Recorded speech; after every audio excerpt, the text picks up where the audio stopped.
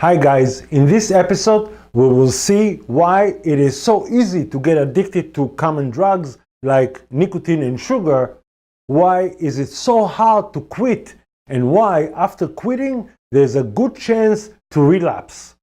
You see, even King James from the 16th century knew that smoking tobacco brought health problems and diseases, and he even wrote a poem about it. But as we know, money from corporations and politicians always goes together. Until the Surgeon General released a report in 1964 on smoking and health, the public was not aware about the epidemic of killing diseases caused directly from smoking tobacco. At that time, more than 45% of Americans were addicted to nicotine. But 100% of Americans were already addicted to sugar because it was very cheap and could be found in many foods. However, in the 1960s, obesity rate was only 50% for adults, and an obese kid was relatively rare to find. But after the announcement of the Surgeon General in 1964 about tobacco, we can clearly see the shifting from using one common drug, nicotine, to another drug, sugar, and the rate of obesity started to go up. There are a few reasons for that, and later on they will be easy to understand. But it happened mainly because both common drugs and other psychoactive drugs deliver the same sensation in the brain. The phenomenon was discovered by science in the process to develop medicine for addiction to nicotine. This important discovery, advertised by the National Institute on Drug Abuse, helped to develop Chantix, a specific drug for smokers who wish to quit.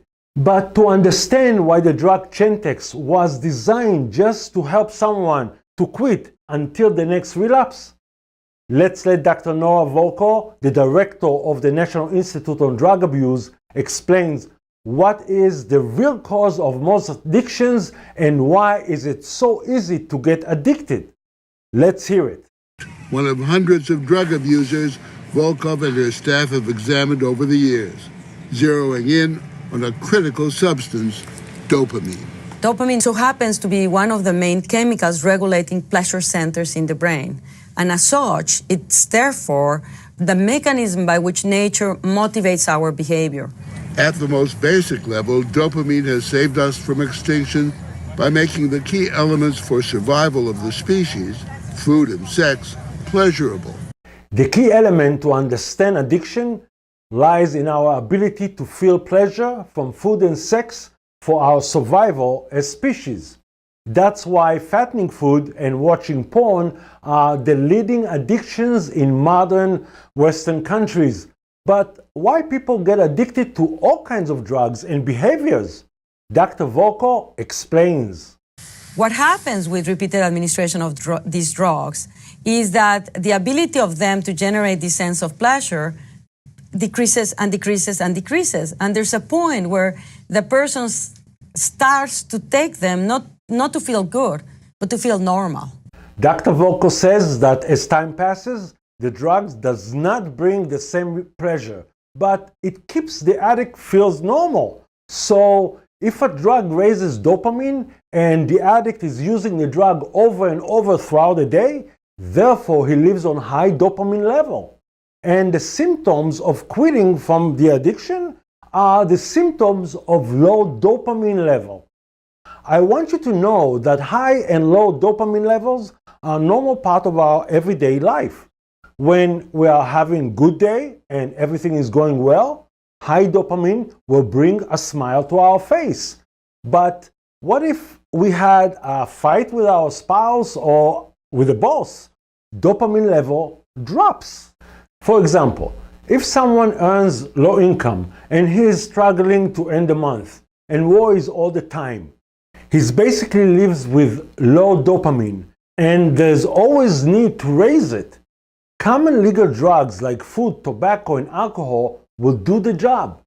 Now, experts always advise addicts to use their willpower when quitting the addiction, right? So let's hear what Dr. Volko has to say about it. What do you make of that common phrase, just say no? If it were so easy, I think that we would have no problem of obesity, we would have no problem with drugs. I think that we have to be honest. We've all been in a situation where we were tempted by something, and we didn't want to do it, and we didn't have the self-control to stop it. For example, I love chocolates, everybody knows that, and I love also coffee. But I'm a very wired person, so I shouldn't drink more coffee. But sometimes I cannot resist it, and that is because not always I have the same level of self-control. So saying to someone, just say no, is magical thinking. Every smoker or overweight person who tried to quit the addiction and experienced relapse can testify that one day the urge to smoke or eat the wrong food was stronger than not doing it. So using willpower to quit addiction most likely will turn to be a setup for the next relapse. And why using willpower can cause relapse? An important study discovered which part of our brain hosts the addiction, and willpower does not work on it. Let's listen to the important message. During a brain scan, a cocaine addict was shown a nature scene. The image created no change in dopamine levels. The same test with a picture of someone using cocaine result a marked rise in dopamine. Here, in an addicted person, you're starting to get the conditioned stimuli from a photograph. From observing. And that's why drugs are so malignant. You see a stimuli, dopamine goes up in your brain, and that in turn drives the behavior of the person to try to get the drug. And that's an unconscious thing. It's not even conscious. Did you hear that? This is the most crucial part to understand addiction. In case you didn't pay attention, please listen again. And that's an unconscious thing. It's not even conscious. Dr. Volko clearly stated that addiction sits in the subconscious. However, how many addicts know that? How many people heard about the involvement of the subconscious in the addiction and in the fear of quitting? And how many addicts know that fighting the subconscious with willpower is proven method for the next relapse? But there is another thing connecting between addiction to achieve freedom from it. It is fear. Next, Dr. Volko, through personal story, strengthened the connection between addiction, the subconscious, and the difficulty to quit. Let's hear it. The Russian revolutionary leader forced into exile after a power struggle with dictator Joseph Stalin.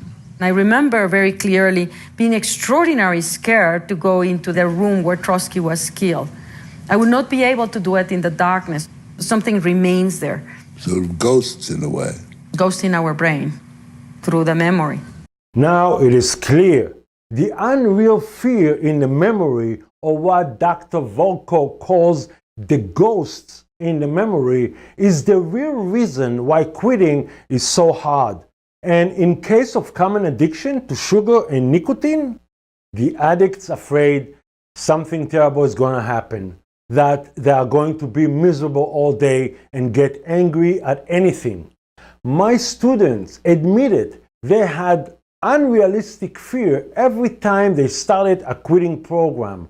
And those fears made them believe that they are going to fail and relapse back to their addiction. When fear and negative beliefs are in control, relapse is waiting around the corner. The yo-yo diet is a proven fact, what overweight people experience time after time. And the information about quitting smoking coming from the Center of Disease Control clearly shows that prolonged quitting happens only in the third age, where the diseases caused directly from smoking are in advanced stage, and the fear of dying is stronger than the fear to quit. So, as we heard from Dr. Volko, there are two key elements involved in all addictions. Number one, when using the addictive drug, or even when thinking about it, dopamine level in the brain goes up. Two, the fear from quitting is unreal, and it resides in the memory, and both the unreal fear and the memory are in the subconscious.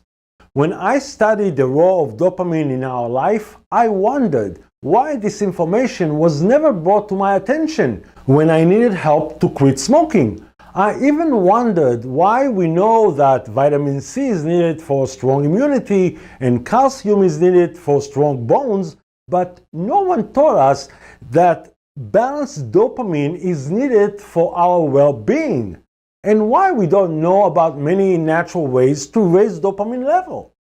Yes, we learned what the heart and the lungs are doing to keep us alive, but no one taught us about the reward system in our brain that's motivating us to act and behave, and what exactly slavery to common addiction is about.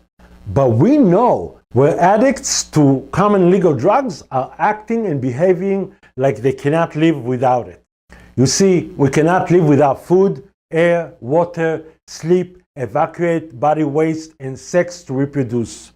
Because living without the necessities to maintain life can cause real fear to die or to become extinct as biological organism. Therefore, by using the 5 senses of our conscious, we act and behave to maintain the necessities of life. However, that's exactly what happened to addicts to real common drugs. Time after time throughout the day, the addict acts and behave like he's going to lose his life or something terrible is going to happen if he's not going to use the drug. However, these actions and behavior are not coming from the conscious or any of the 5 senses, but from the subconscious, the dream zone, where the unreal can replace the reality of life. This knowledge is known to the National Institute on Drug Abuse from the 1980s. That's over 30 years ago. So why this vital information did not reach the public?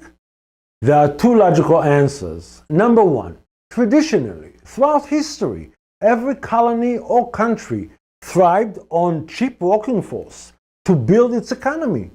Drugs and food were always profitable commodities because of their daily usage. Today, every country in the world profits from taxing legal addictive drugs. For example, China is the world's largest producer of tobacco. The government of China benefits twice from tobacco, from owning the plantations and from taxes Chinese pay to buy cigarettes. Reason number 2 to keep the knowledge away from the public is needed to create the best slaves to common legal drugs, keeping them addicted without knowledge on how to free themselves, thus making quitting from legal drugs almost impossible. On top of that, addicts are wrongly taught that they are addicted to nicotine or fattening foods, but actually addicts are living life with high level of dopamine acquired by using legal drugs throughout the day, every day. Therefore, the addiction is to the positive feeling of high dopamine, and it's felt in the brain after using the drug. This positive feeling stored in the memory and can be used in time of need. And when someone quits the addiction and time of need comes, sometimes months after quitting, relapse occurs. Thus, the true addiction is to high level of dopamine, which all humans like to feel. The inevitable question is what slaves to common addictions can do to free themselves without relapsing again. In the next episode, I'm going to clarify it. Meanwhile, if this information enriches your knowledge about slavery to common addiction, it's also your responsibility to share it with your friends, family, and colleagues. Because the only way we can help this time of crisis is by sharing information and by educating the public. This is the time to regain control over our lives and free ourselves from slavery to common addictions. And I will see you next episode. Take care.